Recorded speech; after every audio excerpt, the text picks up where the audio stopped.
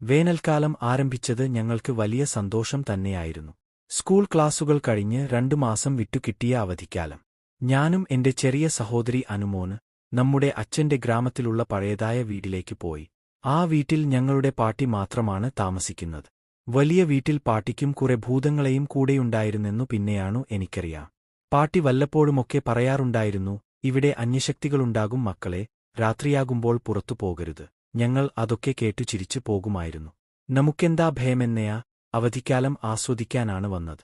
ആ വീട് ഒരുപാട് പഴയതായിരുന്നു. തട്ടിലുകളിൽ പൊട്ടി വീണ പെയിന്റ്, ദീർഘമായ ഇടുങ്ങിയ പാതക, കൂരയിലേക്ക് നരകമെന്ന പോലെ കത്തിയിരുന്ന കറുത്ത മുറികൾ. പാട്ടിക്ക് പാതിരാത്രിയേക്ക് വരെ ഉറക്കം വന്നില്ല. ഞങ്ങൾക്ക് അപ്പോൾ ചിന്ത പോലും ഇല്ലായിരുന്നു ആ വീടിന് അങ്ങനെയൊരു രഹസ്യം ഉണ്ടെന്ന്. ഒരു രാത്രി അടുത്തുള്ള കാട്ടിൽ നിന്ന് ഒരു ആലസ്യവും ഭീതിയുമുള്ള കാറ്റ് വീശിയെത്തുകയായിരുന്നു. അതിരുന്ന് ഞാൻ ഉണർന്നത്. കിടക്കയിൽ നിന്നു നിന്നെന്നപ്പോഴേക്കും അനു എന്റെയടുത്തെത്തി. ചേട്ടാ, അവിടെ ആരോ നടക്കുന്നു, പട്ടിയേക്കും നിന്നേക്കും ഒരാളെയാ കാണുന്നില്ലേ? അന്ന് ഉണങ്ങിയതും ഭയന്നതും ഞാനായിരുന്നു. ഞങ്ങൾ ഇരുവരും മുറിയുടെ ജനൽകളിലൂടെ പുറത്തേക്ക് നോക്കി. ഇരുണ്ടതിൽ ഒന്നും കാണാനാവില്ല, പക്ഷേ ചില ശബ്ദങ്ങൾ നന്നായി കേട്ടാൽ മനസ്സിലാകും. മണ്ണിൽ ചരിഞ്ഞു നടക്കുന്ന പാദങ്ങളുടെ ശബ്ദം. ഞങ്ങൾ പാട്ടിയെ ഉണർത്തി. പക്ഷേ പാട്ടി പറഞ്ഞു, ഇത് ഈ വീടിന്റെ ശബ്ദങ്ങളാണ് മക്കളെ, ഭയപ്പെടണ്ട. ഭീകരമായ കഷ്ടതകളും മരണം കണ്ട ഈ വീട്ടാണ് ജീവിതം തന്നെ. പക്ഷേ നിങ്ങൾ ആശങ്കപ്പെടണ്ട.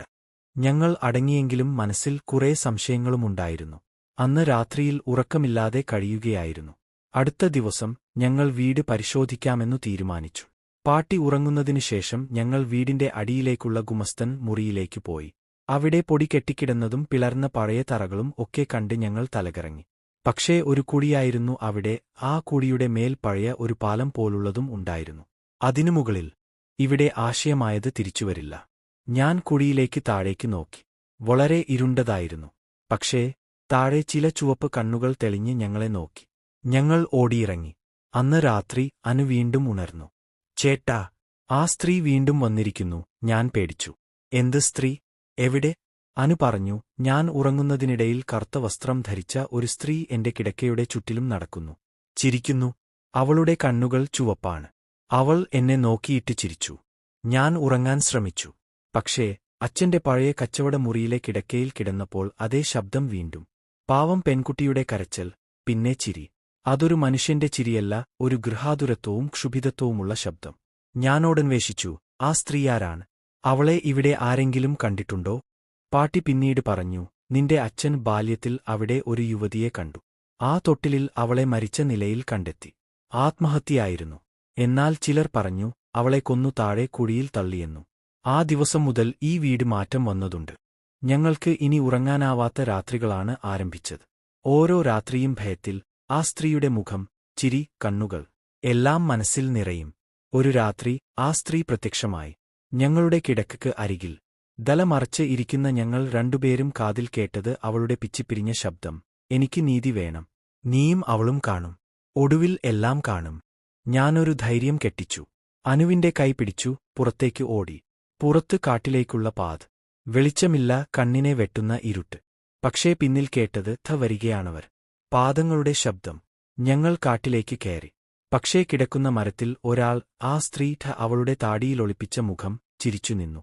പിന്നെ അവളെന്നെ നോക്കി പറഞ്ഞു, അവളെ രക്ഷിക്കൂ. അവളെ കൊല്ലാനാണ് നീ കൊണ്ടുവന്നതല്ലേ? ഞാൻ വിളിച്ചു, അവളെ വിട്ടുകൂടെ പോയാലോ? ഞങ്ങൾ ഭയപ്പെടുന്നു.